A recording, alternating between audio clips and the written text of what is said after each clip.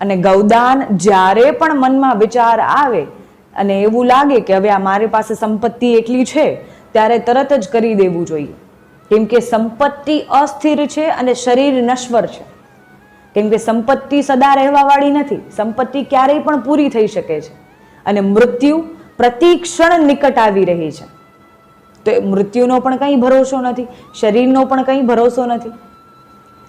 એટલે સંપત્તિ અસ્થિર છે અને શરીર નશ્વર છે.